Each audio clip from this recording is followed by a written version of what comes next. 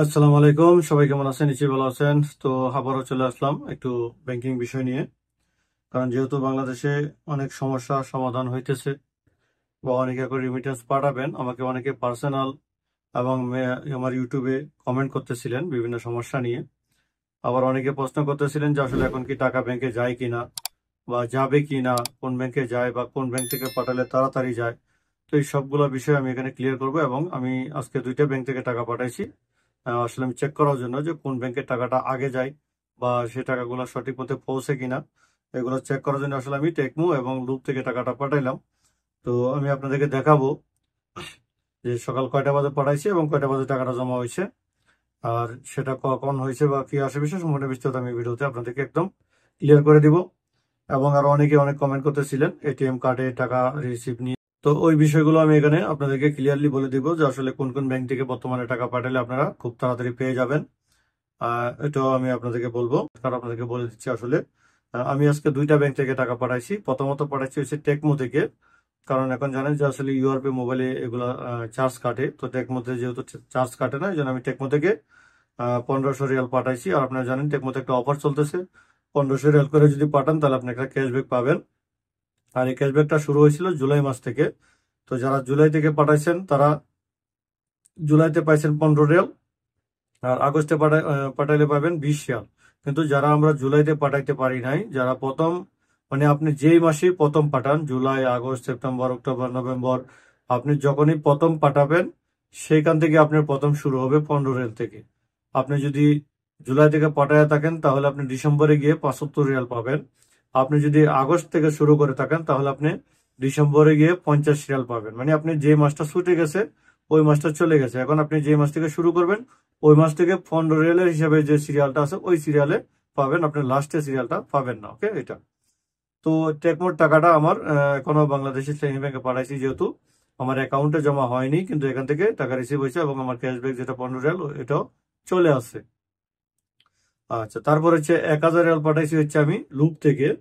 তো লুপ থেকে যে এখন আমি 500 রিয়াল পাঠাতে চাইছিলাম, কিন্তু তখন দেখলাম যে তারা 5 রিয়াল 75 হালালা ফিস কাটতেছে। তো তখন আমি 1000 রিয়াল পাঠাই এবং 1000 রিয়াল আমি পাঠাইছি কখন আমি আপনাদেরকে আমি এখানে স্ক্রিনে দেখাইতেছি, একটু লক্ষ্য করবেন। আমি টাকাটা পাঠাইছি হলো সকাল দেখেন এখানকার সৌদি আরবের টাইম সকাল 6টা 49 মিনিটে, মানে সকাল 6টা 49 মিনিটে আমি সৌদি আরব টাইম, মানে বাংলাদেশ টাইম হচ্ছে কয়টা, 9টা 49 মিনিট, ধরতে পারেন 10টায় আমি এই টাকাটা কিন্তু সেন্ড করি। এবং এই টাকাটা সেন্ড করার পরে আমার অ্যাকাউন্টে জমা হয়ে গেছে এবং আমার ইসলামী ব্যাংকে থেকে যে ওটিপিটা চলে আসছে, মেসেজ চলে আসছে আমার কাছে, দেখেন এই মেসেজটা আসছে হচ্ছে সৌদি আরব টাইম সকাল 9টা 42 মিনিট, তার মানে বাংলাদেশ টাইম 12টা 42 মিনিট। তো মোটামুটি আপনার 3 ঘন্টা, মানে 3 ঘন্টা থেকে একটু কম সময় লাগছে আসলে। তো আপনি ধরেন 3 ঘন্টা লেগে গেছে। তো মোটামুটি 3 ঘন্টার মধ্যে কিন্তু আমার এই লুপের যে টাকাটা পাঠাইছি এই টাকাটা কিন্তু ইসলামিকে অ্যাকাউন্টে আমার জমা হয়ে গেছে।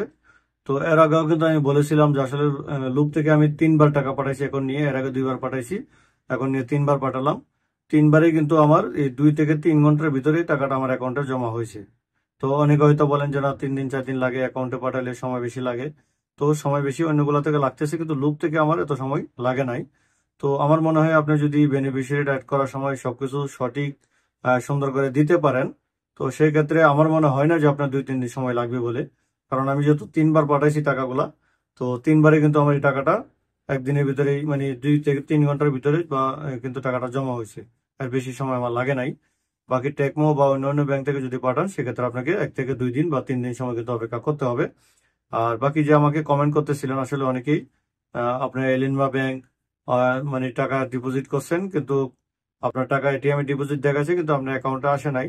তো ওই জন্য অবশ্যই আপনাকে আপনার ব্যাংকে যে ব্যাংকে ডিপোজিট করছিলেন যে এখানকে যে মেশিন থেকে, ওইটা অবশ্যই একটা ব্রাঞ্চে করছেন, কারণ ডিপোজিট কিন্তু রাস্তাঘাটে হয় না। প্রত্যেকটা ডিপোজিট এটিএম যেগুলো আছে সেগুলো প্রত্যেকটা ব্রাঞ্চে আছে। তো আপনি যেই ব্রাঞ্চের যে এটিএম থেকে ডিপোজিটটা করছেন ওই ব্রাঞ্চে কোন টাইমে করছেন, কোন সময় করছেন গেলে আপনাকে তারা জিজ্ঞাসা করবে, তখন তারা এটা সিসিটিভিতে চেক করবে যে আসলে কি সমস্যা হয়েছে না হয়েছে। চেক করে যদি তা আপনার টাকাটা এটিএম মেশিনে থেকে থাকে আর আপনার অ্যাকাউন্টে জমা না হয়ে থাকে তাহলে আপনার অ্যাকাউন্টে সেটা জমা করে দিবে, কোনো টেনশনের কিছু নাই। তবে আপনাকে একটু ধরতে হবে। আরেকবার প্রশ্ন করছিল যে সাব ব্যাংক থেকে আপনার লুপে টাকা অ্যাড করছেন, কিন্তু সাব থেকে টাকা কাটায় নিছে, আপনার লুপে টাকাটা জমা হয় নাই। তো এই সমস্যার জন্য আসলে এটা মাদা কোম্পানি, যেহেতু এই দেশের লোকাল কোম্পানি হচ্ছে মাদা। তো ওই মাদা কোম্পানিতে অনেক সময় এরকম ট্রানজেকশন ফেল হয়ে যায়। তবে সেক্ষেত্রে আবার অনেক সময় দেখা যায় আপনার 10 থেকে 12 ঘন্টার ভিতরে অথবা 24 ঘন্টার ভিতরে আপনার হয় আপনার লুপ অ্যাকাউন্টে আসবে, অথবা আপনি যদি লুপ অ্যাকাউন্টে না আসে তাহলে আপনার যে এটিএম থেকে টাকা কেটে নিছে ওই অ্যাকাউন্টে টাকাটা রিটার্ন চলে যাবে। কিন্তু কোনো কারণে যদি সেরকম না হয়, অটোমেটিক রিটার্ন না আসে, তাহলে আপনি দুইটা ব্যাংকের সাথেই আপনাকে কমপ্লেন করতে হবে, লুপের সাথে এবং আপনার সাব ব্যাংকের সাথে। মানে আপনার লুপটা, আমি শুধু সাব ব্যাংকটার একটা এক্সাম্পল বলতেছি।